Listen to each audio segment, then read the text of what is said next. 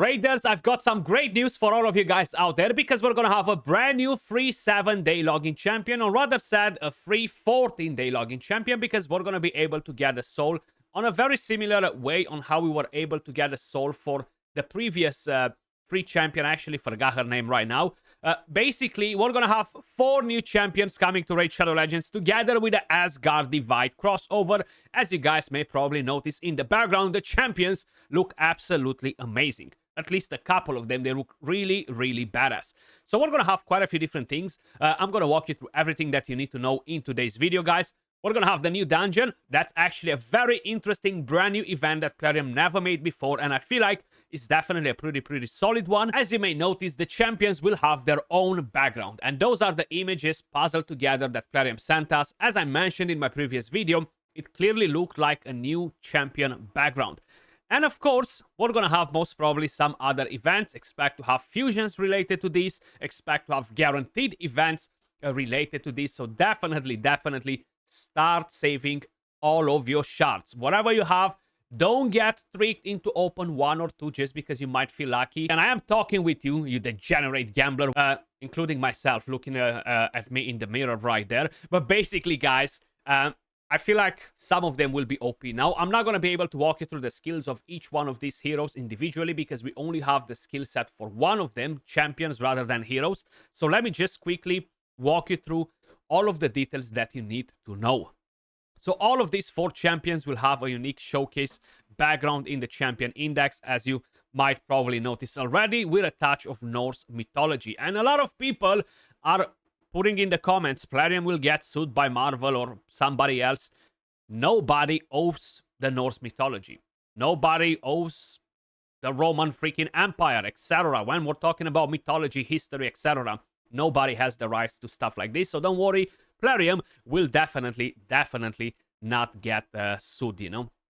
So basically, guys, we're gonna have most probably some events that are not really stated in here just yet. I'm sure they will kind of like try to change some of these things. Now, the campaign will start on the 21st of August, assuming that that's when we're gonna get the 7-day login champion, and that will be together with the brand new dungeon event. But before we move over to that, guys, let's have a quick short lore, then we're gonna go over the champions and everything else. So Loki's long-term goal is to bring about the total removal of the gods' involvement in Teleria, and if that means their destruction, so be it. He sees unfreezing the waters of life as an event that can upset the balance of power in Teleria and force the intervention of the gods in such a way that they can be destroyed together or destroy one another. The trickster is up to no good. As part of his long plan, which has many stages, he seeks to free the Fire Knight from Exile's End in the Mountains of Despair. My god, he's planning to free the Fire Knight to melt the ice. That's actually a nice crossover of lore right there. Then, of course, we have Freya with her powers of Farsight, sees what Loki is attempting and that he has a host of Siret-aligned dwarves joining him. Freya takes this knowledge to Odin, who decrees that Loki must be stopped. The Fae of the Red Spikes believe Loki's action could bring about terrible devastation of Teleria, if not its complete destruction. That won't be good, guys, because that will destroy our accounts as well, so we gotta stop him. Odin tells Thor it is his duty to stop Loki. Thor agrees, but he is nonetheless torn, for he and Loki were once close friends. And brothers as well, you know. He doesn't know if he can stop Loki without hurting him or worse. Thor always being kind, like in every single story, you know, trying to don't absolutely demolish Loki. Our players then join the story as Thor has set off on his quest to stop Loki, while Loki is on his way to free the Fire Knight. Meanwhile, Freya and Odin plot in Asgard to see how they can bring a stop to Loki's plan. That actually sounds pretty interesting, guys. I don't know why, but I'm a massive fan of the whole Asgardian culture, background, history, etc. You know, so definitely I'm pumped about it. And I know I'm saying it, I'm pumped in every single video. It might be because of the coffee, guys. But let me just quickly walk you through the champions. So, of course, all of them, they will be part of the Barbarians, guys. It's not going to be a new faction as we initially thought, or at least I initially thought that it might be a new faction, seeing the new background and all that. Even though it kind of like did not really make any sense because, hey, we have the barbarians in the game, right? So we have Loki, the Deceiver faction, of course, barbarian, legendary, spirit affinity, and he is a support. We're gonna get to the skill set in a second. Then we have Thor, Feyhammer, barbarian, legendary, magic, roll, attack. Most probably Thor is going to be the fusion, and I have a feeling that Freya is going to be the OP champion together with Odin. So, Freya is going to be force affinity and a defense-based champion. Of course, the almighty Odin is going to be void legendary, and he's going to be a support. Now, I'm very, very curious to see the skill set for the rest of the champions as well, because, hey, we just don't know it yet. As you may notice right here, Loki the Deceiver loyalty program, guys, it has exactly 2 phases, like Adeline, I just remember her name. So basically, you're going to log in for the very first 7 days. You're going to get the champion. Then you're going to log in for 7 more days. You're going to get some other goodies on the side. Plus, you're going to get a 2-star perfect soul. Then, phase number 2 is going to be most probably very similar. And it will enable us, assuming that they will do the exact same thing, to get a 5-star soul for Loki just by playing the game. Absolutely amazing. I do want to say big props to Plarium for doing this loyalty programs in the following way. Much better than the older ones. And this is one of the reasons why Plarium, while Raid Shadow Legends, stays at the very top. I've played many different gacha games out there, guys, and none of them really give you them goodies, okay? Then, having a quick look at Loki the Deceiver. So with a basic skill, AoE attack has a chance to increase the duration of all enemy debuffs by 1 turn. This makes him great for the Hydra. If the champion is under a Veil or Perfect Veil, has a chance the chance increases to 50%, my bad. The A2, Deceiver's Gambit, which fully booked will be on a 3-turn cooldown, selects a target. If the target is an enemy, will have a 100% chance to place a block active skills debuff and a block buffs debuff for 2 turns. If the champion using this skill is under a Veil or a Perfect Veil, also applies a debuff spread effect, taking 2 random debuffs from the target and placing them on all enemies. So for the Hydra clan boss, you're gonna have an AoE block buffs when he's under a Perfect Veil or Veil, which is massive. If the target is an ally or this champion, heals them by 50% of this champion's max HP and places a Perfect Veil buff on them for 2 turns. If this champion is under a Veil or a Perfect Veil, also applies a buff spread effect, taking 2 random buffs from the target and placing it on all allies.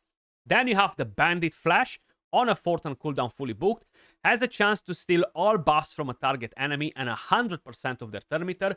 These effects cannot be resisted if the champion is under a Veil or Perfect Veil. If the target's turn meter was not stolen, fills the turn meter of all allies by 15% instead.